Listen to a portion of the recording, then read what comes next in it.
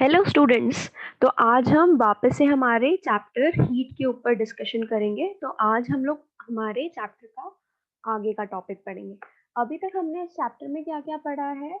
हमने last video में पहले क्या पढ़ा था ये देखते हैं। हमने ये पढ़ा था कि हीट जो होती है वो ट्रांसफर किस किस तरीके से होती है। हमने अलग अलग प्रोसेसेस के बारे में पढ़ा था।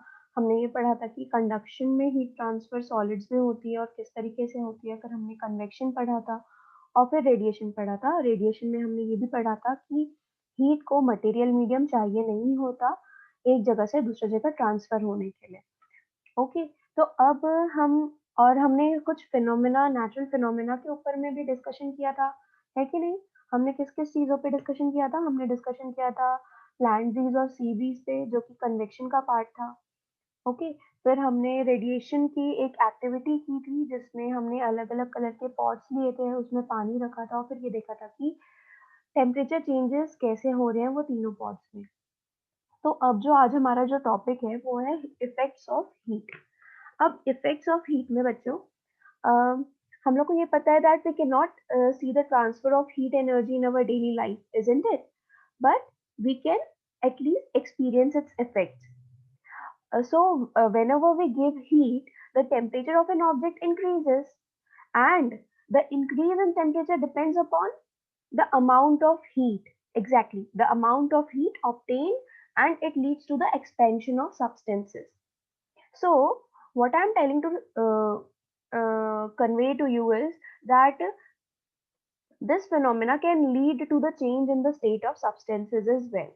Okay, so what did I say? मैंने क्या बोला अभी कि जो ट्रांसफर होता है हीट एनर्जी का वो हमारे डेली लाइफ में एक ऐसा एक्सपीरियंस है जो हम आज हमेशा देखते रहते हैं। और जब हम किसी भी ऑब्जेक्ट को हीट प्रोवाइड करते हैं तो टेम्परेचर जो होता है ऑब्जेक्ट का वो बढ़ता है। और जो टेम्परेचर बढ़ता है ऑब्जेक्ट का वो किस चीज़ पे डिपेंड करता है कि वो ऑब्जेक्ट कितनी अमाउंट ऑफ हीट ऑब्टेन कर रहा है। और उस वजह से क्या होता है, वो ऑब्जेक्ट जो होता है एक्सपैंड होना स्टार्ट होता है। और इस वजह से क्या होता है, सब्सटेंसेस के स्टेट में भी चेंजेस आते हैं। तो इसी चीज पे अब हम लोग ये डिस्कशन करेंगे कि टेम्परेचर के इफेक्ट से क्या क्या चीज होती है, इंक्रीज इन टेम्परेचर की वजह से क्या क्या चीजें होती है। ठीक है, तो हमारी ये पहली स्लाइड, ये क्या बोल रहा है देखो। We can not see the transfer of heat energy in our daily life, but we can at least experience its effect. On giving heat, temperature of an object increases. The increase in temperature depends upon the amount of heat obtained, and it leads to the expansion of substances. This can also lead to the change in state of substances. यही जो चीज मैंने आपको अभी बताई कि क्या क्या चीजें हो सकती है जब हम किसी भी ऑब्जेक्ट को हीट प्रोवाइड करें तो। और यहाँ पर एक डायग्राम दिया है जिससे क्या दिया है, इफेक्ट्स ऑफ हीट पे दिया है कि it causes a change in temperature, it causes a change of the state, causes a chemical reaction, causes a change in density, causes change in shape. Okay. अब हम देखते हैं increase in temperature. Have you ever thought that why an iron bench gets hotter than a wooden bench when both are kept under the sun? The sand near a river gets warmer than a river water. क्या आपने अभी कभी ऐसा सोचा कि iron bench क्यों ज्यादा hot हो जाती है वुडन बेंच से? ठीक है, या फिर जो रिवर के पास जो लैंड होता है वो लैंड ज्यादा गर्म हो जाता है रिवर वाटर के comparison. So the explanation to this is, on heating up an object it absorbs heat and its temperature increases. On cooling down the object releases heat and its temperature falls. To equally raise the temperature of different substances of same mass, we need to provide different amounts of heat. The quantity of heat absorbed and emitted by an object depends on the following things. किस किस चीज पे अब depend करता है कि कोई भी ऑब्जेक्ट कितना क्वांटिटी ऑफ हीट एब्जॉर्ब करेगा या एमिट करेगा, वो किस चीज पे डिपेंड करेगा वो देखेंगे। ठीक है, तो किस किस चीज पे डिपेंड करता है, डिपेंड करता है on the mass of substance. सबसे पहले हीट जो होता है डायरेक्टली प्रोपोर्शनल होता है सब्सटेंस के मास पे। फिर किस चीज पे डिपेंड करता है ये,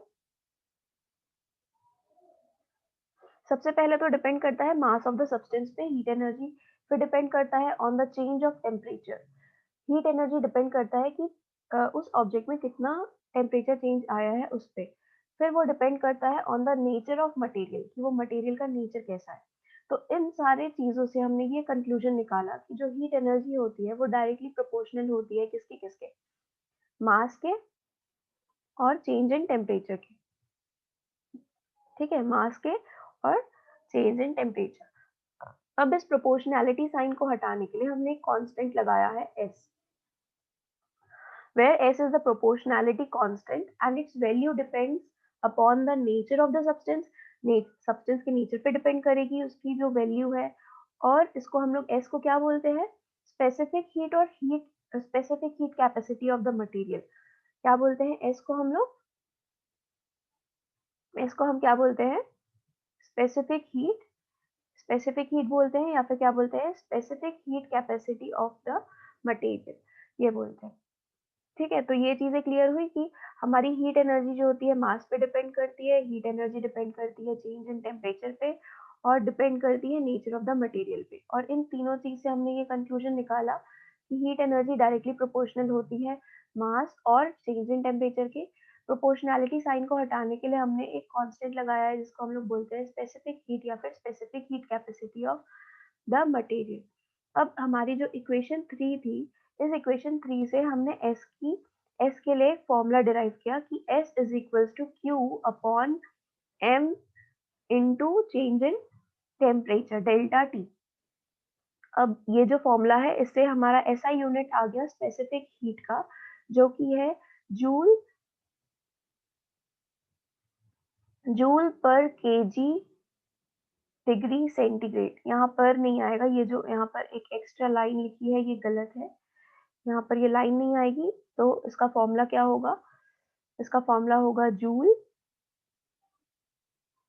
अपॉन केजी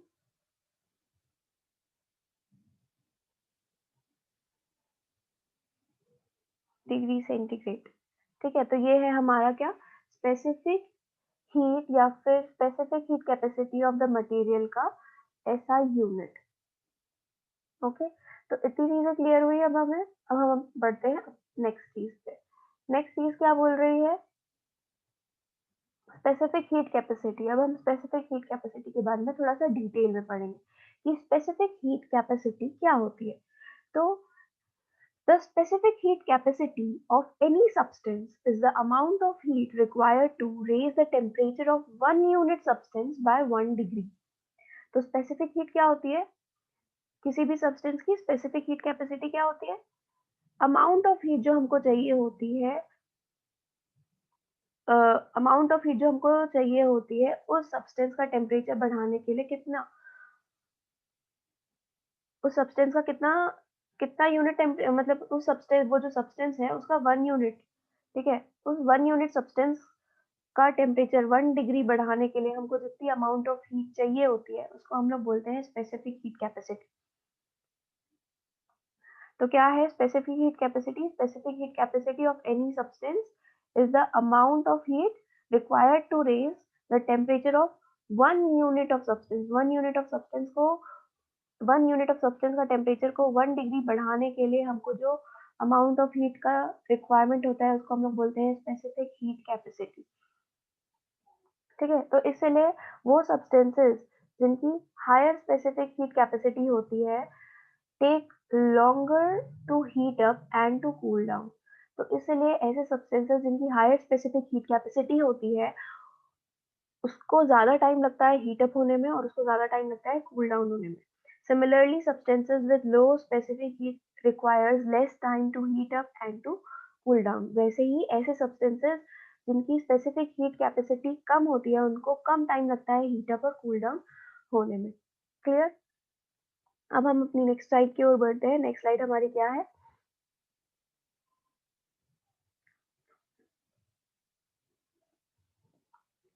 नेक्स्ट स्लाइड हमें बताएगी एक क्वेश्चन है जिसपे हमको specific heat capacity find out करनी है। ये क्वेश्चन की तरफ बढ़ते हैं हम लोग। ये क्वेश्चन क्या बोल रहा है, ठीक है, ये क्वेश्चन क्या बोल रहा है हमें कि if 487.5 joules of heat is supplied to raise the temperature of 25 gram copper from 25 degree centigrade to 75 degree centigrade, Then what is the specific heat of copper expressed in joules per gram degree centigrade?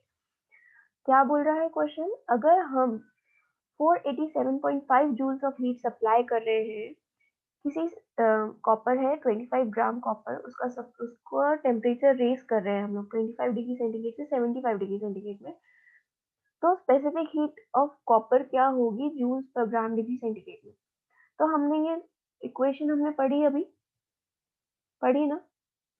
हमने क्या पढ़ा कि क्या होता है Q mass into, sorry Q हमारी heat है, heat जो ट्रांसफर हो रही है, mass into specific heat into change in temperature, ये पढ़ा हमने।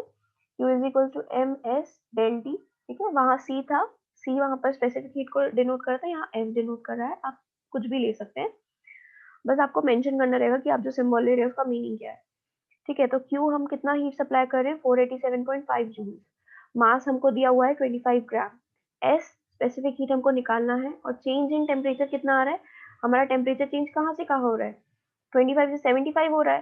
तो अगर हमको चेंज इन टेम्परेचर निकालना है तो हमको हायर टेम्परेचर को लोअर टेम्परेचर से माइनस करना पड़ेगा, तो इसलिए यहाँ पर 75 degree centigrade minus 25 degree centigrade हुआ है, जो कि हमको क्या दे रहा है 50 डिग्री सेंटीग्रेड। अब ये पूरी इक्वेशन को अगर आप सॉल्व करेंगे और S की वैल्यू फाइंड आउट करेंगे तो आपको S की वैल्यू मिलेगी 0.39 joules per gram degree centigrade, जो हमारा आंसर है।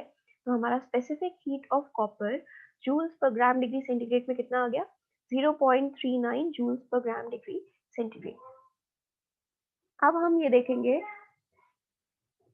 अब यहाँ पर एक क्वेश्चन पूछ रहा है कि why water is use to extinguish fire, water को हम क्यों यूज करते हैं फायर एक्सटिंग्विशर में, और ये जो वाटर हम यूज कर रहे हैं, ये वाला जो वाटर एक्सटिंग्विशर है, ये हम तभी यूज करते हैं जब आग हमारी शॉर्ट सर्किट की वजह से नहीं लगी है, तभी हम वाटर एक्सटिंग्विशर, वो वाटर फायर एक्सटिंग्विशर यूज करते हैं। तो water has a high specific heat, so it can absorb a significant amount of heat. Water की क्या होती है, वाटर की एक हाई स्पेसिफिक हीट कैपेसिटी होती है, वाटर की क्या होती है, एक हाई स्पेसिफिक हीट कैपेसिटी। अपनी हाई स्पेसिफिक हीट कैपेसिटी की वजह से हम क्या करते हैं, वाटर को यूज करते हैं एज अ फायर एक्सटिंग्विशर। ये बुक में आपके क्वेश्चन है, ये आपसे पूछ रहा था, ये आपके डिस्कशन के लिए ये क्वेश्चन था जिसको हम पढ़ रहे हैं कि वाटर को एज अ फायर एक्सटिंग्विशर क्यों यूज किया जाता है।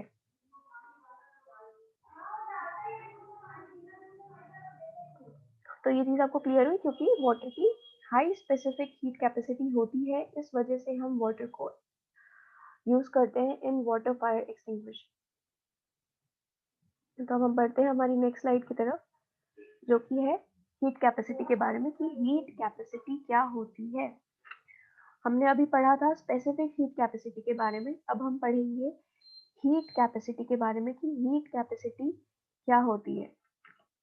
तो हीट कैपेसिटी क्या है, heat capacity the quantity of heat required to raise the temperature of the entire mass of the substance by 1 degree centigrade is called heat capacity. हमने specific heat capacity में क्या पढ़ा था, हमने स्पेसिफिक हीट कैपेसिटी में ये पढ़ा था कि स्पेसिफिक हीट कैपेसिटी वो अमाउंट ऑफ हीट होता है जो हमको चाहिए होता है 1 यूनिट मास ऑफ सब्सटेंस का टेम्परेचर को रेज करने पे। जब उनका टेम्परेचर कितना रेज कर रहे हैं, हम उसका टेम्परेचर 1 डिग्री सेंटीग्रेड से रेज कर रहे हैं 1 unit mass of the substance का, तो उसको हम लोग बोलते हैं स्पेसिफिक हीट कैपेसिटी, ठीक है। लेकिन जब हम पूरे एंटायर सब्सटेंस का टेम्परेचर रेज कर रहे हैं 1 डिग्री सेंटीग्रेड पे, तो हमको जो क्वांटिटी ऑफ हीट चाहिए होती है उसको हम लोग बोलते हैं heat capacity. If the mass of the substance is m and its specific heat is s, then heat capacity is equals to mass into specific heat। तो हम हीट कैपेसिटी का फॉर्मूला कैसे निकाल सकते हैं, जब हमको मास पता है और स्पेसिफिक हीट पता है, जब हम मास से स्पेसिफिक हीट को मल्टीप्लाई कर देंगे तो हमको मिल जाएगी हीट कैपेसिटी एंटायर सब्सटेंस की। ये फॉर्मूला डिराइव कैसे हुआ, क्योंकि स्पेसिफिक हीट हमको पता था 1 unit mass of the substance के लिए, अब हमको entire mass of the substance के लिए हीट कैपेसिटी चाहिए, तो हम जाहिर सी बात है मास से पूरे स्पेसिफिक हीट को मल्टीप्लाई कर देंगे तो हमको एंटायर सब्सटेंस को एंटायर सब्सटेंस का टेम्परेचर जब हमको 1 डिग्री सेंटीग्रेड से रेज करना है तो उसके लिए जितनी भी क्वांटिटी ऑफ हीट चाहिए वो हमको मिल जाएगी। ठीक है, तो यहाँ से यूनिट क्या आया हीट कैपेसिटी का? Unit of heat capacity is joules per degree centigrade. I hope so ये इतनी चीजें क्लियर है। अब हम पढ़ेंगे equivalent temperature of a mixture. बहुत ही इंपॉर्टेंट चीज है ये चीज कि इक्विवेलेंट टेम्परेचर किसी मिक्सचर का हम कैसे फाइंड आउट करें। Suppose you have taken water for bathing in 2 buckets. आपने 2 बकेट्स में पानी लिया है। One of the buckets contain hot water and the other contains cold water. Clear है ये चीज? The temperature of water is the temperature of water in one bucket is 80 degree centigrade and in the other is 20 degree centigrade. तो एक bucket में आपका जो water है उसका टेम्परेचर है 80 डिग्री सेंटीग्रेड और जो दूसरा बकेट है उसमें आपका जो वाटर है उसका टेम्परेचर है 20 डिग्री सेंटीग्रेड। अब हम एक थर्ड बकेट ले रहे हैं। Now in a third bucket add 1 liter hot water and 1 liter cold water. What will be the temperature of this mixture of water? बहुत ही इंपॉर्टेंट क्वेश्चन है और इस टाइप के क्वेश्चन एग्जाम में पूछ सकते हैं। ठीक है, क्योंकि बहुत इंपॉर्टेंट टाइप के क्वेश्चंस हैं। तो हमने 2 अलग अलग टेम्परेचर के वाटर्स को लिया है, एक 80 डिग्री सेंटीग्रेड पे और एक 20 डिग्री सेंटीग्रेड पे है। और फिर हमको क्या करना है, इन दोनों वाटर का मिक्सचर करना है और ये देखना है कि जो फाइनल मिक्सचर बन रहा है उसका टेम्परेचर कितना है। तो इसमें कुछ चीज़ें जो नोट करने वाली है, क्योंकि यहाँ पर हम एक वाटर को वाटर से ही मिक्स कर रहे हैं, तो स्पेसिफिक हीट जो होगी दोनों वाटर की वो सेम होगी। स्पेसिफिक हीट में कोई चेंज नहीं आएगा, दोनों ही, क्योंकि एक ही सब्सटेंस है, वाटर है, वाटर की स्पेसिफिक हीट कैपेसिटी एक ही होती है, चाहे वो ठंडा हो या गर्म हो, उससे कोई फर्क नहीं पड़ता। इसलिए यहाँ पर स्पेसिफिक हीट हम S1 S2 को ले रहे हैं इक्वल टू S1 हम एक हॉट वाटर का मान लेते हैं स्पेसिफिक हीट है और S2 मान लेते हैं कोल्ड वाटर का स्पेसिफिक हीट है, तो दोनों का स्पेसिफिक हीट सेम ही आएगा जो होगा S। अब यहाँ पर एक चीज दी हुई है कि अगर हॉट वाटर का मास m1 है और अगर उसका टेम्परेचर है T1 और कोल्ड वाटर का मास है m2 और उसका टेम्परेचर है T2, तो एक्चुअली में जो हीट लॉस होगी, हीट लॉस किससे होगी? हॉट वाटर से। तो हॉट वाटर जितनी हीट लूज करेगा उतनी ही हीट कोल्ड वाटर गेन करेगा। ठीक है, तो हीट लॉस जो हम ले रहे हैं Q1 और हीट गेन ले रहे हैं Q2, और ये दोनों ही Q1 और Q2 क्या होंगे? इक्वल होंगे। Heat loss is always equal to heat gain, क्योंकि हीट एक फॉर्म ऑफ एनर्जी है, वो सिर्फ एक फॉर्म से दूसरे फॉर्म में कन्वर्ट हो सकती है। ऐसा नहीं होगा कि कहीं जाके हीट छुप जाए या फिर आधी हीट गायब हो जाए, ऐसा कभी नहीं होगा। एक क्वांटिटी जितनी हीट देगी दूसरी क्वांटिटी उतनी ही हीट एब्जॉर्ब करेगी।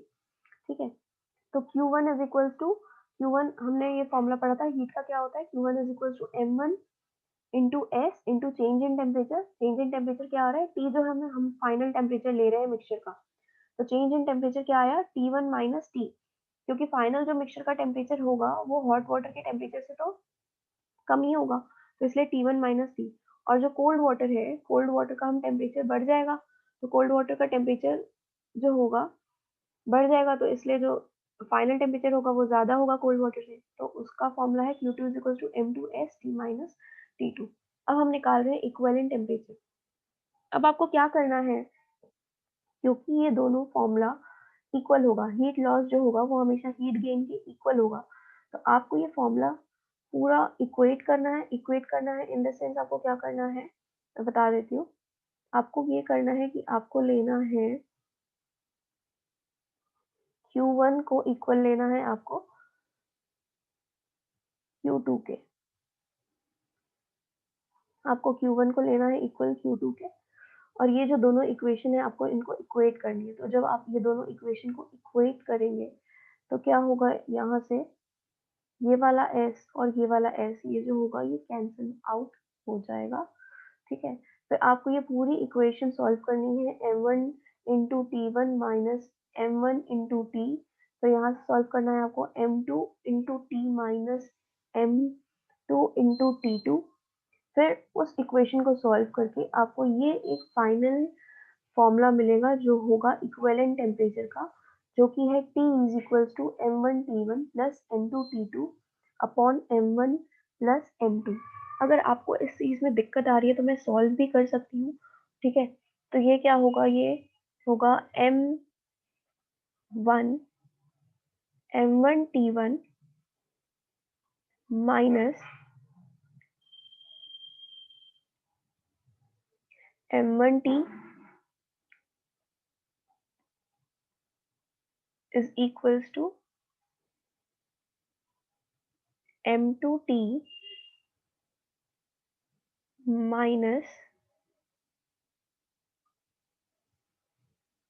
m2t2। अब हम क्या करेंगे, हमको तो सिर्फ t का फॉर्मूला चाहिए, तो हम ये जो m2t2 है इसको हम ले जाएंगे हमारे लेफ्ट हैंड साइड, तो ये आ जाएगा हमारा m1t1 plus m2t2 is equals to m2 plus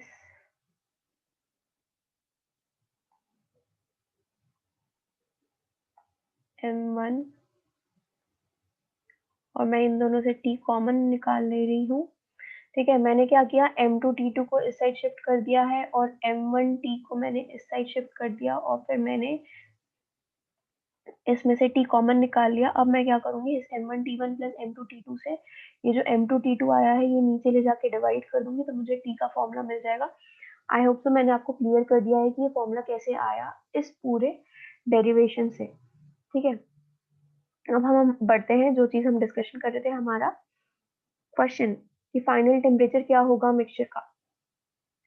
तो फाइनल टेम्परेचर में हम मास 1 m1 क्या था 1 इंटू, क्योंकि हम 1 लीटर ले रहे थे पानी का इसलिए m1 1, m2 भी 1, t1 क्या था टेम्परेचर 80, t2 हुआ 20 और m1 प्लस m2 1 प्लस 1 2। तो ये हम जब सॉल्व किए तो हमारा फाइनल टेम्परेचर मिक्सचर का कितना आ गया 50 डिग्री सेंटीग्रेड। तो इसलिए जो फाइनल टेम्परेचर होगा मिक्सचर का वो क्या हो जाएगा 50 डिग्री सेंटीग्रेड। एक बार क्विक रिकॉल करते हैं कि हमने आज क्या क्या चीजें पढ़ी। ओके, तो हम क्विक रिकॉल करते हैं कि आज हमने क्या क्या चीजें पढ़ी।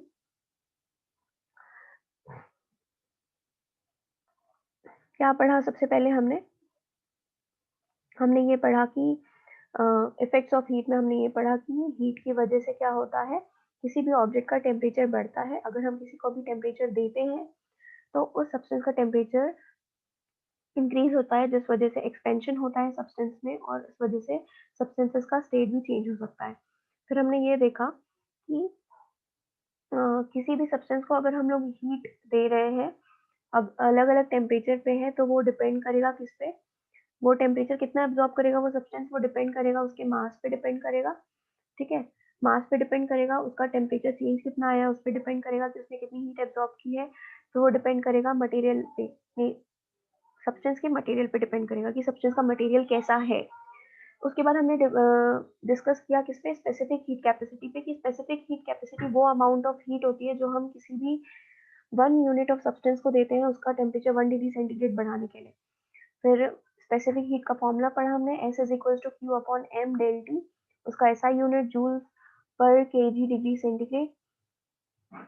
उसके बाद हमने क्वेश्चन डिस्कशन किया कि अलग अलग टेम्परेचर पे अगर कोई सब्सटेंसेस है उसको हम लोग मिक्स कर रहे हैं तो फाइनल जो टेम्परेचर होगा मिक्सचर का वो कैसे हम फाइंड आउट कर सकेंगे। फिर हमने ये देखा कि जो वाटर होता है, वाटर को क्यों यूज किया जाता है as water in water fire extinguisher, क्योंकि वाटर की स्पेसिफिक हीट कैपेसिटी बहुत ज़्यादा होती है, इस वजह से वाटर को यूज़ किया जाता है in fire extinguisher.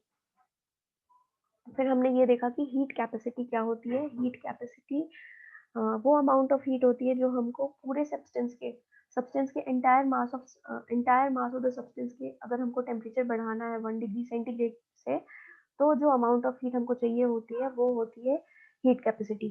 Specific heat capacity में सिर्फ 1 यूनिट सब्सटेंस का जो टेम्परेचर है वो बढ़ता है बाय 1 डिग्री सेंटीग्रेड, और हीट कैपेसिटी में पूरे सब्सटेंस का मास का टेम्परेचर हम बढ़ाते हैं बाय 1 डिग्री सेंटीग्रेड। ये मेजर डिफरेंस है स्पेसिफिक हीट और हीट कैपेसिटी में। ठीक है, फिर उसके बाद हमने इक्विवेलेंट टेम्परेचर के बारे में पढ़ा, उसका इक्वेशन डिस्कशन किया, उसका सोल्यूशन डिस्कशन किया, उसका डेरिवेशन किया. तो that's all for today. We will proceed with thermal expansion in our next video. I hope so you liked the video and thank you.